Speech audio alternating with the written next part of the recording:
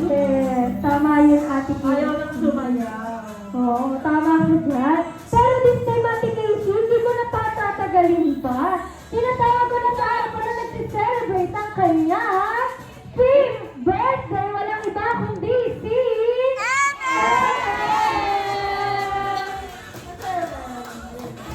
Ayan, Ate Ellen. Ready? Let's go to...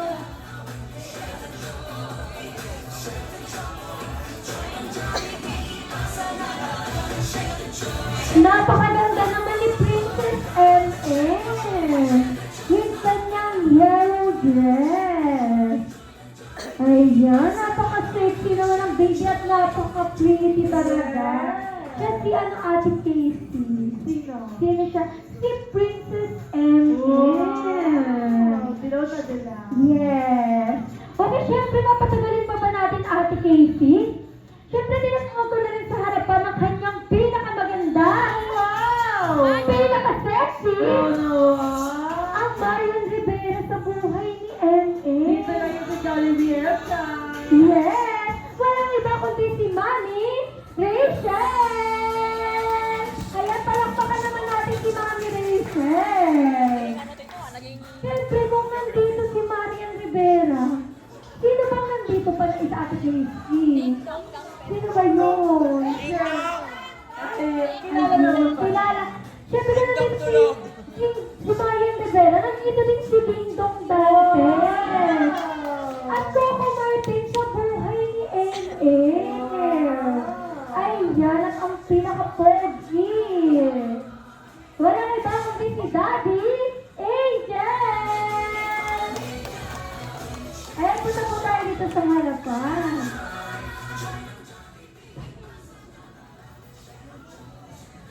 Ayan, napakaganda at pogi talaga ng mga prince and queen natin dito sa harapan. Siyempre, bago yan, maaari po ba tayo magsita yung lahat? At tinatawag ko po sa harapan si Sir John B.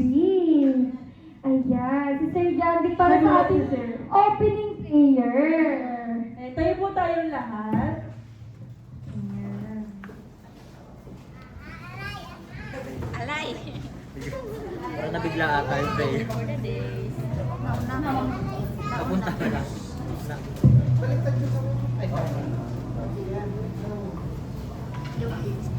Ay, na po, manalangin po tayo.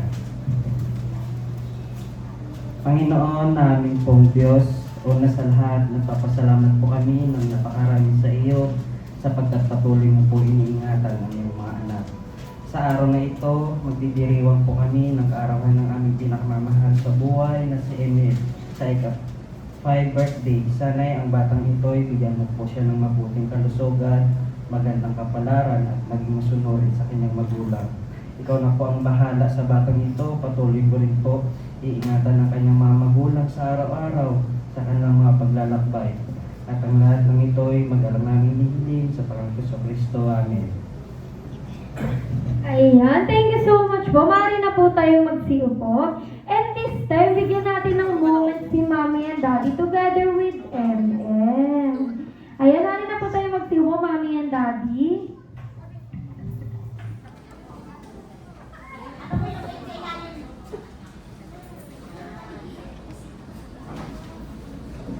Ayan, Mommy and Daddy, nung nagpa-interview, nung ano po ba kayo, nag-book po kayo, may sinabi po ba na may interview kayo today?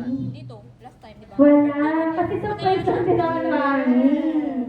Ayan, Mami and Daddy, may onti lang po kaming katanungan para sa inyo. Ito ko lang naman po ito kay M.M. Ayan, para sa ating first question. As at 5 years old si M.M. Mami, ano po yung mga nakikita niyong improvement sa kanya? Ngayon po ba nag-i-school na po siya? Ayan. Maganda yung improvement niya lalo na po sa pag-aaral niya dito kasi dati galing siya sa Korea. Medyo medyo nahirapan siya sa pag-aaral sa language niya. Sa language? Ayan, hindi, kasama po yan sa kontrata na pinirmahan. Yan. Ito, salamat ako sa lahat ng mga teacher niya. Yes. Dahil malaki po na improvement niya po sa pagsasalita niya po. Thank you. Wow. Thank you. Ayan. Language of improvement na nakikita nyo ngayon kay Princess MM. This time si Daddy naman, ano po yung nakikita nyo din pong improvement? At sa 5 years old na po si Baby MM ngayon. Correct, yung pag-aaral niya, tapos yung pananalita niya, and then yung meron siyang improvement sa kanyang pagsasayaw, apelion, kumakanta. Wow! Dancer and singers pala si Princess MM. Ayan, kanina nagmana. Ano ka daw ng mana? Kanina nagmana ang pagsayaw, baby. Ayan, mahihayin si baby. Piling ko kay mommy and daddy. Ayan, para sa ating second question. Parehas po ba kayo may work?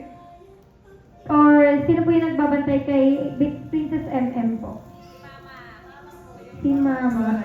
Ayan, so parehas po kayo may work talaga po. Okay, the same po. Pagkano na lang po? Pagka day off nyo po gano'n or nakakauwi po kayo kay Princess MM. Ano po yung mga bonding moments niyo? Actually ako, minsan papunta ako cancel. Hindi, kasi nasa Korea ako. So, minsan na-uwi ko. 2 days, 3 days. Ano yan? So, pati nila, kain. Si Mami, bukod sa pagkain, ano pong bonding moments niyo po together with MM? Dahil ko po pala nakakasama ni Princess MM palagi. Pagdating po namin ni MM, yung laging bumibili sa akin ng laruan po. Hindi na mawawala sa bata, lalo na ngayon. Ayan, para sa ating third question, last question na to, Mami and Daddy. Ano na lang po yung birthday message or birthday wish nyo para kay Princess MM? Wish ko lang po sa aming nag-iisang prinsesa. Pagputihin mo anak yung pag-aaral niya, tapos good health na palagi. At saka, ipagpatuloy mo po yung pagka-fitness mo sa amin. Sana hindi ka magbabago. Yes, mukhang kambing si At saka Baby. lagi na sunod sa mama papa. Ayan, si Daddy naman po, ano po yung birthday message or birthday wish nyo po para kay Princess MM? Gusto ko sa'yo, huwag kang dapat sa Diyos. Mag-aaral mabuti. At mga masunod sa lahat ng tao. Okay? Ako. Love you. Wow, very good naman pala. Ayan, palakpakan naman natin sila Mami and Daddy. Ayan, and this time, meron naman pong Jollibee at Rosario, may wish para kay MM. Good health, baby. Makinig ka lagi kay Mami and Daddy at mag-aral kang mabuti. Ayan, Mami, more times na lang po. Mag-thank na lang po tayo sa mga bisita natin na mga nakarating po. Sa lahat po na nakarating sa birthday party ng aking anak, na nag-iisang prinsesa po namin, maraming salamat po. Sa lahat ng dumalo, at sa mga, lalo na po sa mga nagbigay ng ng regalo po. Thank you po sa lahat po na nandito po. Salamat po kasi sa picture ng mga picture niyo po. Maraming salamat po sa pagpunta po. Ayun, palakpakan natin ulit sila Mami and Daddy. Ayan, this time Mami, pwede na kami bumalik sa ating mga bisita. Tin-entertain nyo na po sila. And this time kami na pumaharap. Ayan, sa